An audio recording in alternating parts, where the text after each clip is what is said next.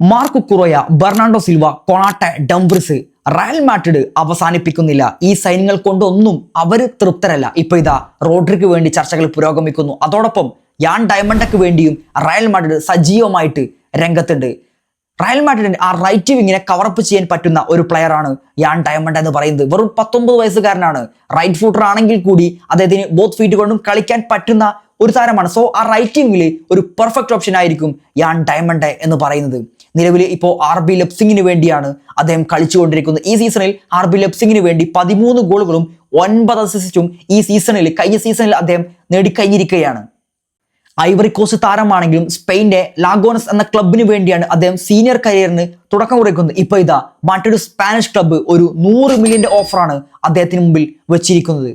Speedy പ്ലെയറാണ്, അസാധ്യ ഡ്രിബ്ലറാണ്. ഈ വേൾഡ് കപ്പിൽ ഐവറി കോസ്റ്റിന്റെ മത്സരം മാത്രം വീക്ഷിച്ചാൽ മതി ഈ 19-കാരനെ കുറിച്ച് കൃത്യമായിട്ട് നമുക്ക് മനസ്സിലാക്കാൻ സാധിക്കും.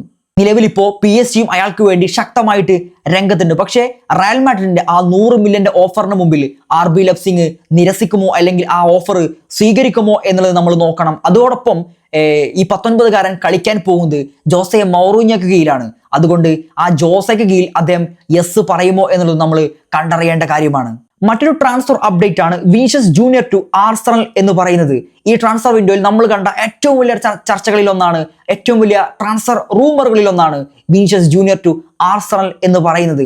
ആ ട്രാൻസ്ഫർ നടന്നാലും ഇല്ലെങ്കിലും ഇപ്പോഴാണ് ആർസണൽ ഒരു ചാമ്പ്യൻ മെന്റാലിറ്റിയോട് കൂടി രംഗത്ത് വരുന്നത് നമ്മൾ കാണുന്നത്. നമുക്കറിയാം ഈ പ്രീമിയർ ലീഗിലെ ജേതാക്കളാണ് അവർ. അതുകൊണ്ട് തന്നെ ആ ലെഫ്റ്റ് വിങ്ങിനെ കൂടുതൽ ശക്തിപ്പെടുത്താൻ വേണ്ടി വൺ ഓഫ് ദി ബെസ്റ്റ് പ്ലെയറിന് വേണ്ടി തന്നെയാണ് അവർ രംഗത്തെത്തിയിരിക്കുന്നത്. നിലവിൽ റയൽ മാഡ്രിഡുമായിട്ട് വിനീഷ്യസ് ജൂനിയറിന് 1 വർഷത്തെ കരാറും കൂടി ബാക്കിയുണ്ട്. പക്ഷേ ഇപ്പോഴും അവർ പുതുക്കിയിട്ടില്ല എന്നതാണ്. ഒരു ഹൈ സാലറിയും സൈനിങ് ബോണസുമായിട്ടുള്ള ചില ധാരണകളിൽ വിനീഷ്യസും റയൽ മാഡ്രിഡും തമ്മിൽ എത്തിയിട്ടില്ല എന്നതിന്റെ അടിസ്ഥാനത്തിലാണ് ഇപ്പോഴും ആ കരാർ ഇങ്ങനെ നീണ്ടുപോകാനുള്ള കാരണം.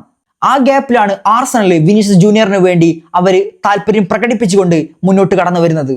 സാബി മാനേജർ ആയിരുന്ന കാലത്ത് വിനീഷ്യസുമായിട്ട് അത്ര ടേമിൽ അല്ലെങ്കിൽ കൂടി ഇപ്പൊ ജോസെ വന്നിരിക്കുകയാണ്. ജോസെ പറയുന്നത് അവർക്ക് എല്ലാ സൂപ്പർ താരങ്ങളെയും ഒരുമിച്ച് കിട്ടണം എന്നാണ് ജോസെ പറയുന്നത്.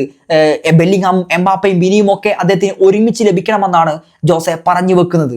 എന്നിരുന്നാലും വിനീഷ്യസ് ജൂനിയർ ടു ആർസണൽ എന്ന ഈ ട്രാൻസ്ഫർ പൂർണ്ണമായിട്ട് നമുക്ക് തള്ളിക്കളയാൻ സാധിക്കില്ല. കാരണം കരാറ് അവസാന വർഷത്തിലായതിനാൽ അടുത്ത വർഷം എന്തായാലും സൗജന്യമായിട്ട് വിനീഷ്യസ് ജൂനിയറിനെ റയൽ മാഡ്രിഡ് നൽകാൻ ആഗ്രഹിക്കുന്നുണ്ടായിരിക്കില്ല. ഈ കരാറ് പുതുക്കിയില്ലെങ്കിൽ ആ ട്രാൻസ്ഫർ നടക്കാനുള്ള എല്ലാ സാധ്യതകളും നമ്മൾ കാണുന്നുണ്ട്.